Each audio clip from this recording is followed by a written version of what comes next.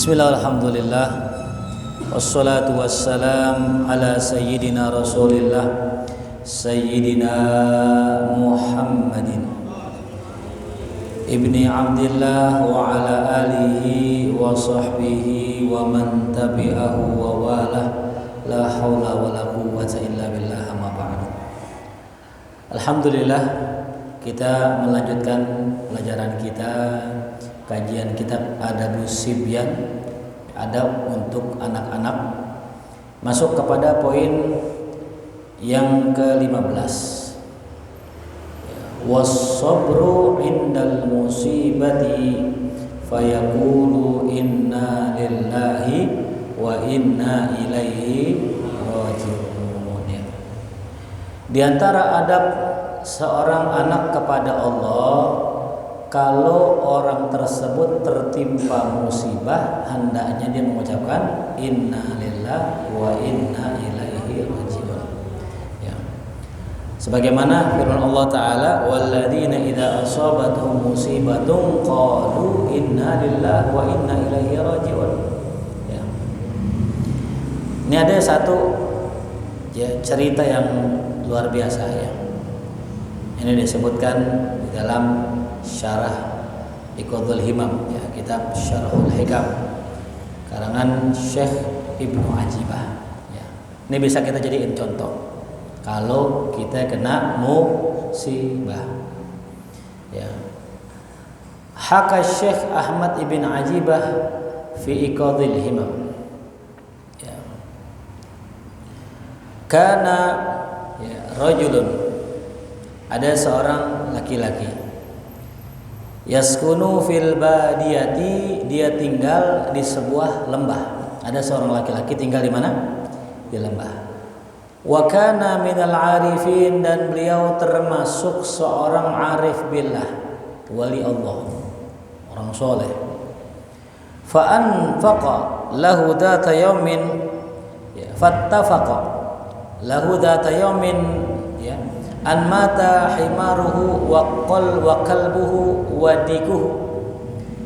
Suatu hari itu bertepatan, dia punya keledai, dia punya anjing yang jagain pertaniannya, dia punya ayam. Pada saat hari itu mati, bareng matinya, nggak pakai atu-atu.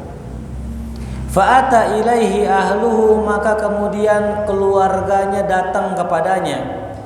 Faqalu, mereka berkata, lahu kepadanya, hina matal himar, ketika himarnya tersebut mati.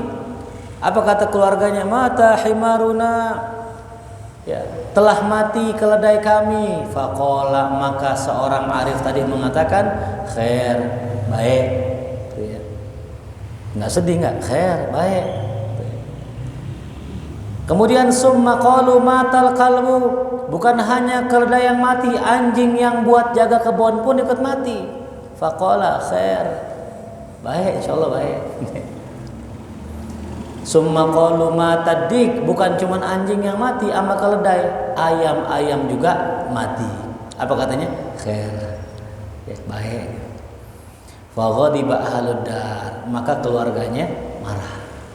Kenapa marah? Ya orang hewannya pada mati, baik lagi. Baik dari mana? Yang namanya mati ya rugi, gitu. Yang namanya mati ya musibah ini. Ayam mati ya, hewan mati. Wa qalu ayyu khair fi hadza, mata'una dhahab wa nahnu nandur. Apa yang baik sedangkan semuanya mati, ya tuh. Bagai lompat dia mati tuh. Mata'una dhahab, barang-barang harta kita hilang, wa nahnu nandur, sedangkan kita melihat itu semua. Kemudian apa? Pas banget ya. Ba'dul Arab, sebagian orang Arab di zaman itu itu darabu ala dzalikal hayy fi tilkal lailah. Fahtaju kullama fihi wa kanu yastadilluna 'alal khiyam binahikil himar wa niyahil kalbi wa sarakhil dika. Oh, masya Allah. Ya. Ada sebagian orang-orang jahat lah gitu ya. Dia itu menyerang di malam hari itu, menyerang kampung itu. Yang mana serangan itu mereka lihat dari rumah yang ada apanya? Ada hewannya. Nah, berarti kalau rumah ada hewannya berarti ada orangnya nih. Berarti duitnya banyak. Berarti hartanya banyak. Dirampas, diambil, dibunuh.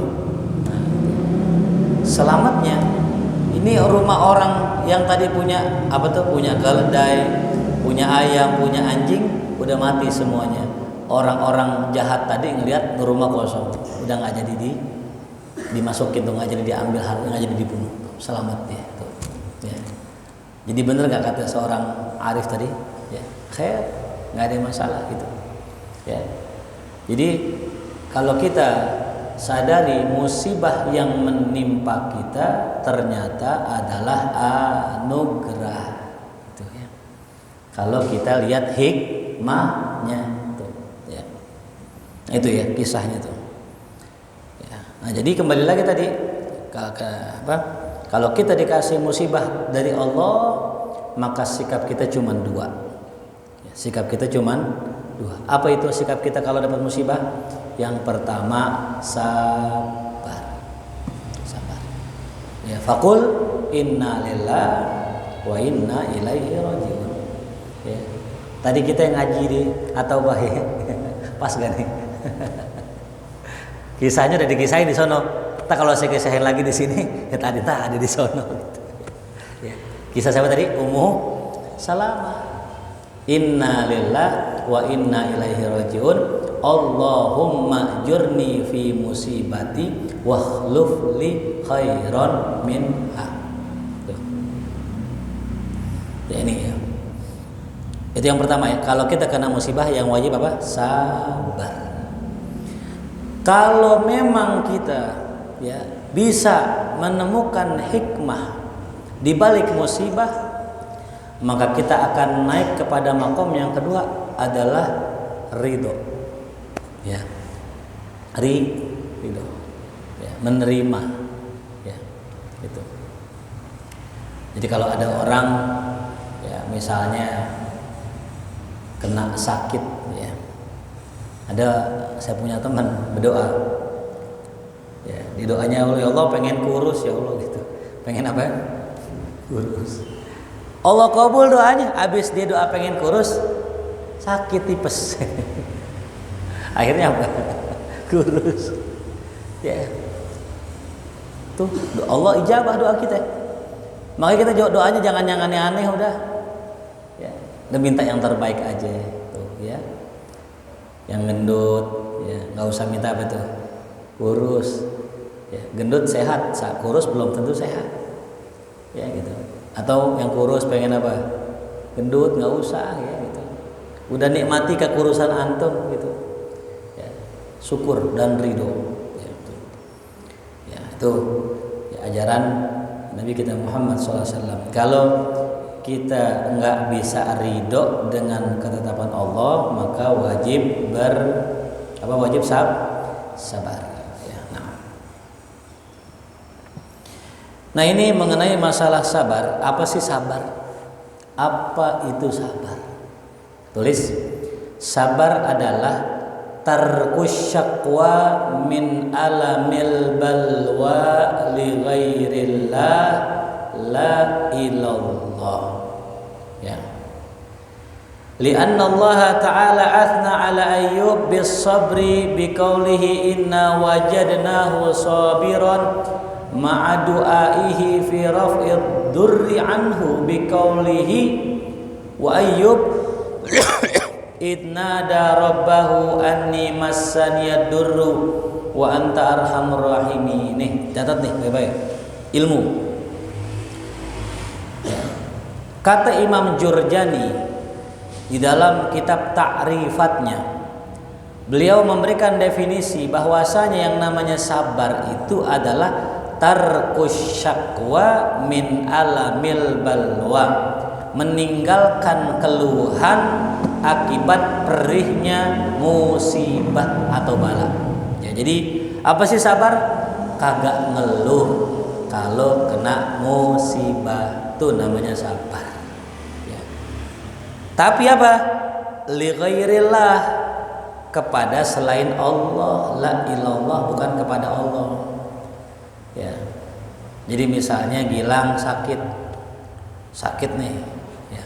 Nggak usah ngeluh sama orang, nggak usah ngeluh sama orang, nggak usah merintih sama orang, nggak usah ngadu kepada orang, kecuali Allah. Nah, kalau sama Allah boleh. Ya Allah, kepala saya pusing banget ya Allah, sembuhin ya Allah. Nah itu boleh. Kalau kita ngeluhnya kepada siapa? Allah. Tapi bukan ngeluhnya protes, bukan. Mintanya sama Allah gitu. Karena Allah yang nyembuhin. Ada orang bisulnya perih banget, bisul jadi pantat lagi. Ya. Ini kalau naik motor begini miring tuh tadi tuh. Berdoa, ya Allah, angkat bisul saya, Allah sembuhin bisul saya tuh. Itu masih boleh. Yang nggak boleh sama siapa? Sama makhluk, kepada selain Allah. Gitu ya. Ustadz kalau ke dokter gimana? Ya ke dokter boleh. Ya kan kita minta obat. Ya boleh. Jangan sampai nanti ya Abi ke dokter gitu. Kata dokternya sakit apa ya Mas? Kasih tahu nggak ya? Kata Ustadz saya nggak boleh cerita kecuali kepada Allah. Yaudah ente doa ada negeri. Ya. Kenapa?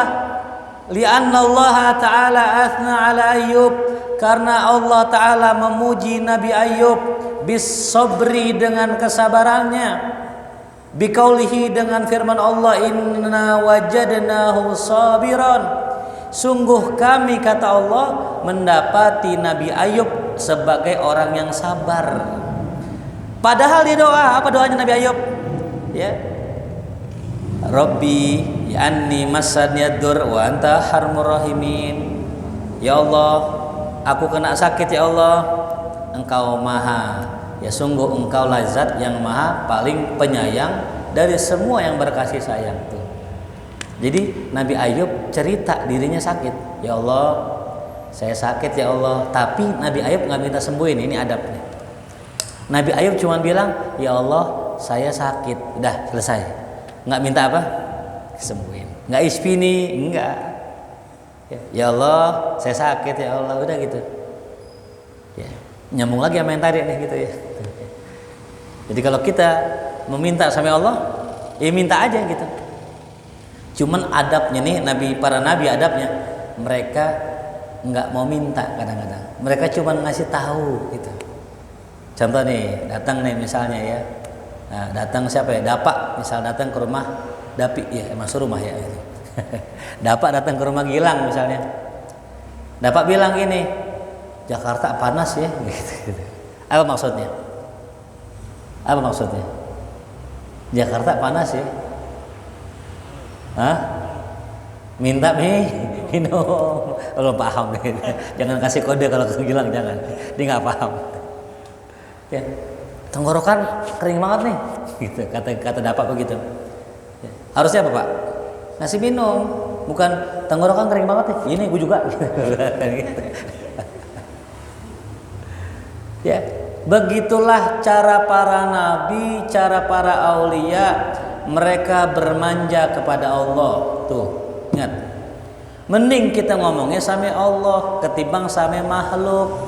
Kenapa? Minta sama makhluk, ngomong sama makhluk, ujung-ujungnya nyakitin. Kalau kata mantra begitu, nyakitin. Udah curhat panjang, udah begini bang, saya nggak punya duit, saya anak semata wayang, ada kena musibahnya disebut, sampai panjang ngetik.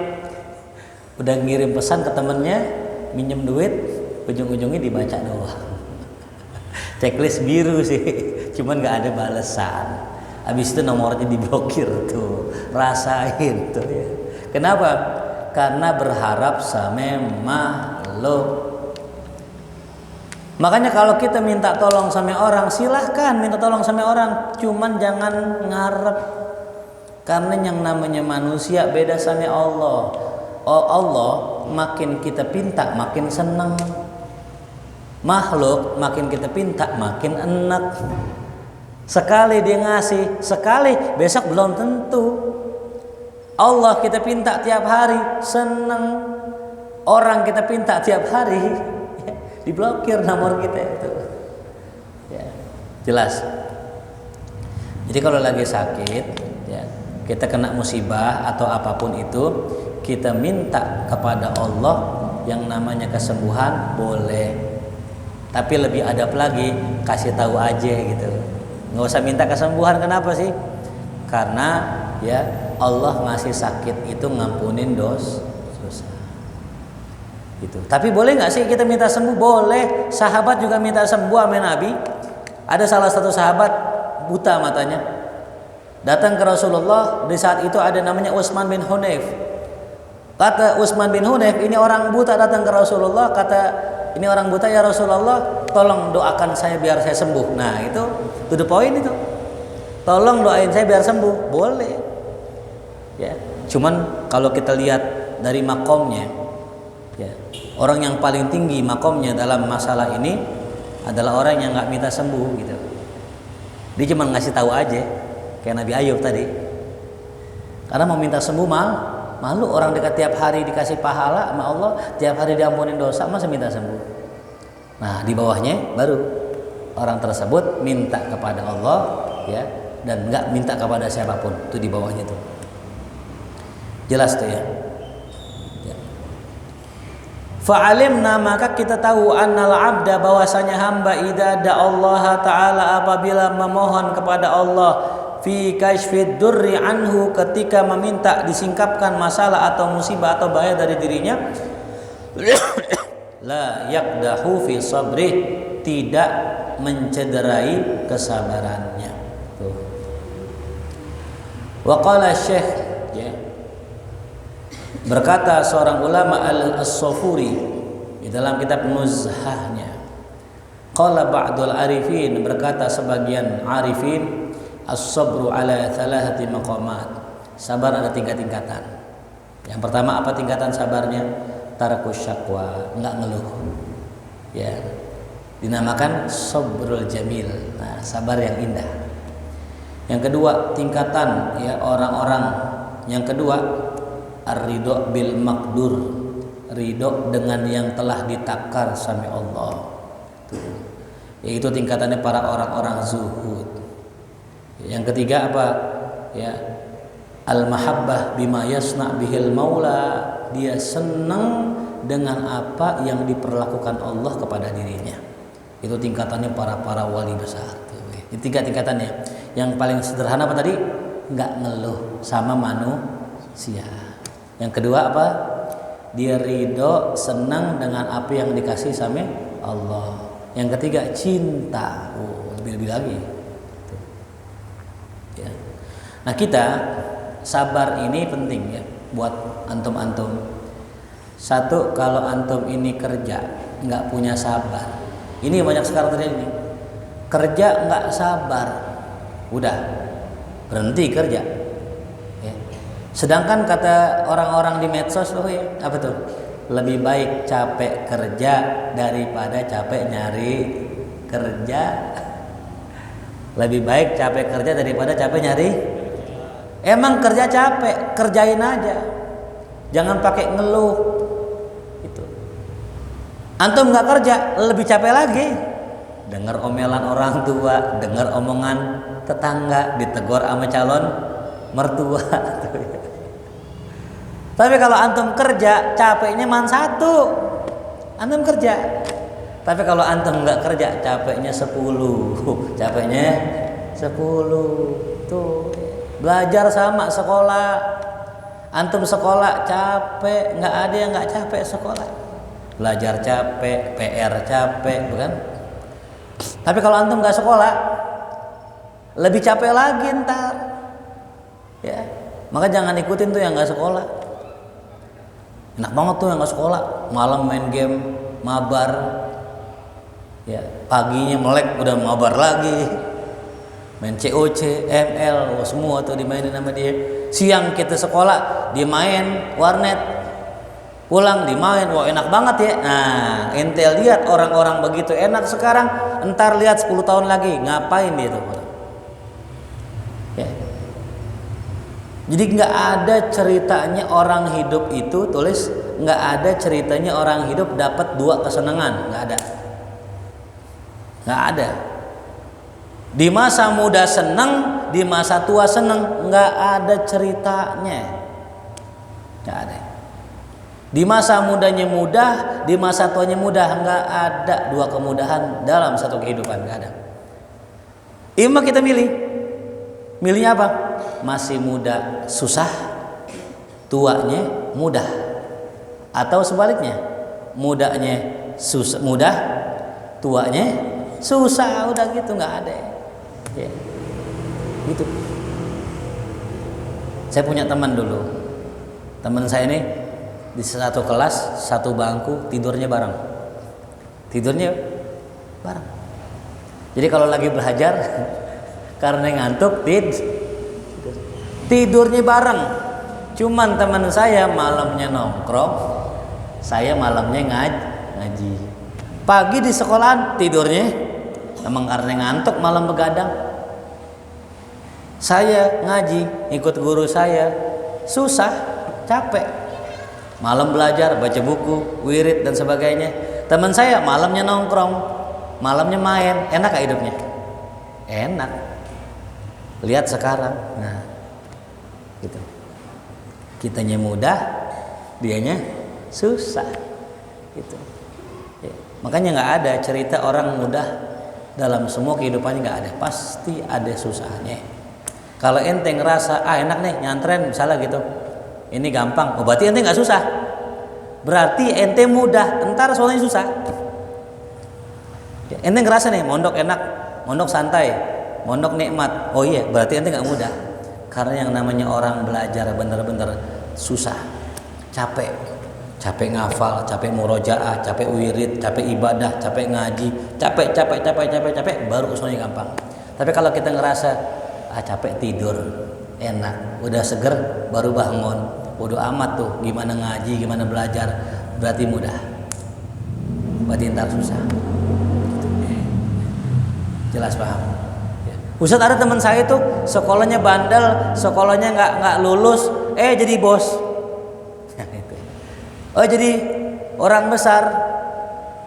Emang orang bandel nggak capek? Orang bandel capek, emang nggak capek? Capek. Dia cabut sekolah, kudu manjat pagar. Emang manjat pagar nggak capek? Dia omelin orang tua, emang nggak capek? Dimusuhin tetangga, emang nggak capek? Akhirnya apa? Dia termotivasi, gogah lagi dah hidup begini. Gua harus nyari duit yang benar tuh. Akhirnya bener tuh dia. Nggak ada cerita nyaman hidup kita tuh. Kalau orang besar nggak ada. Ya jelas ya. Jadi jangan ikutin yang kagak sekolah. Ya. Sama juga jangan main sama orang yang kagak kerja. Karena males nular. Males nular. Itu. Kalau di Gontor tuh ada mahfuz su'ul khuluq yu'di. Akhlak buruk tuh nular. Nggak diajarin nular. Apalagi diajarin. Nggak diajarin aja nular. Coba kayak ngaji. 1 orang nggak ngaji, 2 orang nggak ngaji, 3 orang nggak ngaji, 5 orang nggak ngaji, yang 1 orang kira-kira ngikut mana? Nggak ngaji. Kenapa itu? Karena nular. Maka antum harus semangat, ya. Hidup cuman sekali, hiduplah yang berarti. Tuh. Jangan kita sia-siakan. Nah. Jelas tuh ya. Jadi kita harus sabar. Ya. Kemudian yang ke-16, wal istighfar indartikabis sayyiat. Sebagai seorang anak yang soleh, kalau kita berbuat dosa harus istighfar. Ya. Fayaqulu astaghfirullah, ucapin astaghfirullah. Berapa kali kita sehari mengucapkan astaghfirullah? 15 kali minimal. Habis sholat berapa? 3. Astagfirullahaladzim, astagfirullahaladzim, astagfirullahaladzim. Sehari seketika sholat 3 kali 5 berapa? 15. Tapi Rasulullah dalam hadis yang sahih diriwayatkan istighfarnya 100 kali. Ya. Ustaz capek saya istighfar mulu. Ya. Kalau antum capek baca astagfirullah, singkat aja. Astagfirullah, astagfirullah, astagfirullah. Cepat 100. Tapi kalau kita astagfirullahaladzim, astagfirullah, ngerasa berat, disingkat aja. Astagfirullah, astagfirullah, astagfirullah. Jadi yang pendeknya astagfirullah, sedangnya astagfirullahaladzim. Kalau mau panjang ya Astaghfirullahaladzim li wali walidayya wali ashabil huquqi wajibati alayya wali jami'il muslimin wal muslimat wal mu'minin wal mu'min al ahya'i minhum wal amwat wa atubu ilaih. Atubu ilaih 3 kali kita baca. Itu paling panjangnya. Ya. Kalau umuran balik ya udah masing-masing ya. Gila, Nabi ini udah masing-masing dosanya gitu. Yang lain-lain kayaknya masih ame orang tuanya nyangkut nih. Ya, tunjuk tangan yang belum balik siapa di sini yang belum balik? Yang belum 13 tahun. Belum 13 tahun nunjuk gitu. Belum balik ke rumah konyol. Dia bercanda. Orang nanya serius dia bercanda. Jelas ya? Ya. Jadi istighfar kalau punya salah ya gitu. Minta maaf, belajar minta maaf ya. Ada tuh orang ya, yang nggak mau minta maaf, pokoknya kalau salah orang lain yang salah, itu salah satu gejala penyakit kejiwaan ya. Gejala penyakit kejiwaan ya. Ada tuh ya, kalau kata orang-orang namanya NPD namanya ya. Saya taunya narsistiknya doang depan itu. Itu gara-gara siapa? Gara-gara sejak kecil dididik sama orang tuanya nggak pernah mau minta maaf. Ya. Dia jalan jatuh kesandung. Yang dipukul apanya? Ubinnya. Nih tuh pukul. Ubin nggak salah apa-apa itu. Ya. Maka kalau orang nggak pernah merasa salah, maka nggak bakal pernah muncul istighfar. Ya. Sehingga kalau kita istighfar tapi kita nggak merasa salah, cuman astagfirullah doang nggak merasa salah, maka kata ulama istighfaruna yahtaju ilal istighfar. Istighfar kita perlu diistighfarin lagi. Ya. Kita minta maaf nih, tapi nggak nangis. Ya. Minta maaf cuman nggak nyesel, namanya bukan minta maaf. Ada tuh di Instagram orang minta maaf. Ya, saya minta maaf, saya punya dosa. Tapi yang namanya manusia, saya bukan Nabi boy gitu. Tepat gitu. Itu namanya minta maaf tapi nggak merasa bersalah. Ini salah. Masa minta maaf begitu? Tapi kan saya juga manusia, saya bukan Nabi boy. Tepat gitu. Itu banyak orang sekarang begitu. Okay. Makanya antum-antum ini masih muda, antum perlu berkaca sama ulama-ulama di masa muda mereka. Imam Nawawi rahimahullah, pengarang kitab Al-Adhkar, pengarang kitab Riyadhus Shalihin, ini masih umur 8 tahun, 9 tahun, duduk baca Quran sambil nangis. Keluar air matanya nangis baca Quran. Pernah nggak baca Quran sambil nangis? Okay.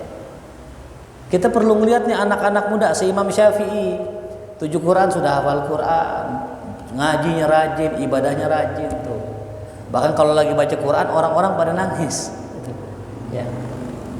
Jadi kalau kita ngelihat contoh remaja di masa dahulu, masya Allah luar biasa. Gitu. Ya. Mudah-mudahan kita dapat insya Allah ya. Ya. Berapa umur sekarang? 19. Oh masya Allah 19 tuh ya. Harusnya sudah dapat tuh. Mainnya sama orang tua dong. Nah, gitu. Kalau kita mainnya sama yang lebih tua, sama yang tua, insya Allah ngerti hidup lebih cepat. Kalau kita mainnya sama anak muda yang belum kawin, yang belum ada tanggung jawab, dewasanya lama kita. Tapi kalau kita mainnya sama yang udah lebih tua, apalagi yang udah umur 60 tahun ya. Dulu saya umur 19 ngobrolnya sama yang 60 tahun. Tua sebelum waktunya. Tapi kita ngerti hidup, ya. Sampai pas Lebaran, orang-orang biasa kan kalau anak muda Lebaran, waktunya ganti baju, waktunya beli baju baru. Pulang selesai sholat Id, pakai baju koko baru, sarung baru, pulang buru-buru. Kenapa? Pengen nyobain baju baru. Weh, pakai lepis, pakai baju yang baru, pakai dompet dirantain gini kan. Saelah. Keliling dah gitu kan, duit keliling dah. Tuh umumnya orang-orang anak muda begitu umumnya di zaman itu. Ya, saya nongkrong sama orang tua, ngobrol, ya Allah, iya ya. Ngomong sama orang yang udah mau meninggal. Akhirnya tuh apa ya? Lebaran saya bilang sama orang tua saya, Pak, duit yang buat beli baju ya Pak Aris pakai dah buat beli kitab. Dikasih lah kalau nggak salah waktu itu 2 juta terkasih.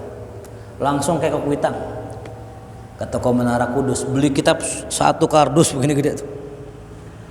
Hari Lebaran nggak pakai baju baru, pakai baju yang lama, udah terserah kata orang gitu. Nah, itu umur berapa tuh kalau nggak salah? 19 gitu. Nah, itu artinya apa tuh? Karena kita mainnya sama yang lebih tua. Gitu.